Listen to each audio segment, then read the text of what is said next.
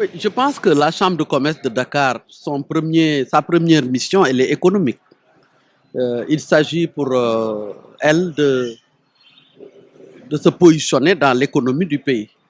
Nous venons d'avoir le PAP 2A, qui est le document de référence économique de notre pays. Je pense qu'il était de bon ton que la Chambre de commerce se saisissa de cette question pour s'interroger sur par quelle forme, par quelle démarche, par quelle stratégie la Chambre peut se positionner pour que le PAP 2A, comme je l'ai dit tout à l'heure, ne soit pas un document de référence, mais de plus, un document entre les mains des élites ou entre les mains des fonctionnaires. Je suis désolé, mais que ce soit un document pour les populations, un document de dimension populaire.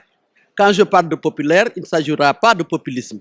Il s'agira de voir les secteurs économiques qui portent véritablement ce pays-là depuis toujours.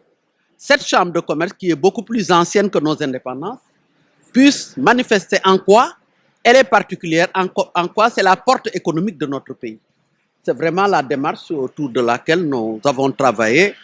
J'ai avec moi la vice-présidente de la commission et nous étions une dizaine de femmes leaders à travailler sur cette question pendant quelques jours pour que le PAP 2A découvre la partie qui concerne le genre.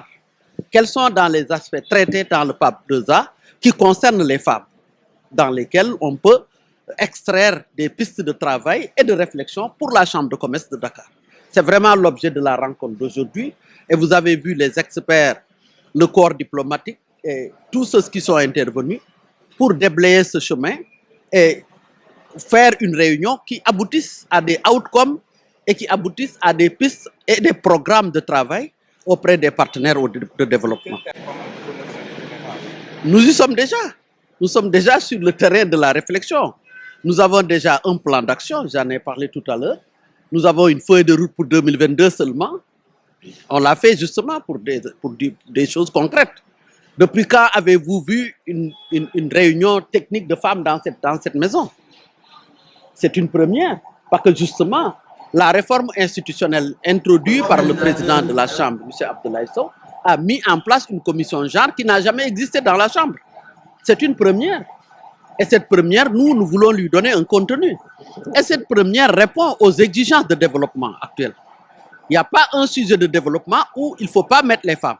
Parce que la majorité de la population sénégalaise, telle que vous le savez, mais c'est les femmes.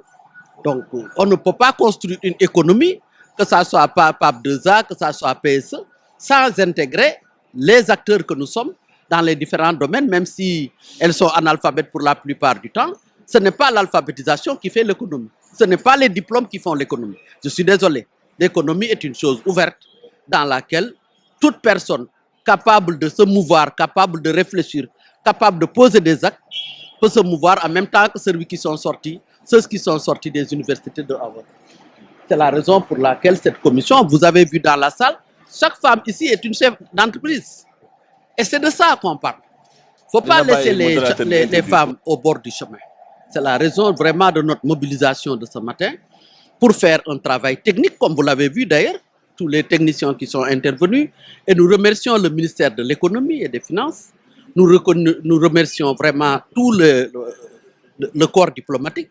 Mais nous remercions les experts venus de partout pour enrichir la réflexion et donner des pistes de telle sorte que la réunion, on sortira de la réunion avec des conclusions concrètes qui vont nous orienter vers la rédaction de projets et de programmes à la tête desquels la commission genre va travailler de manière à enrichir le portefeuille relationnel, le portefeuille financier, le portefeuille technique et le portefeuille économique de la Chambre de commerce. Vraiment, c'est ça notre ambition.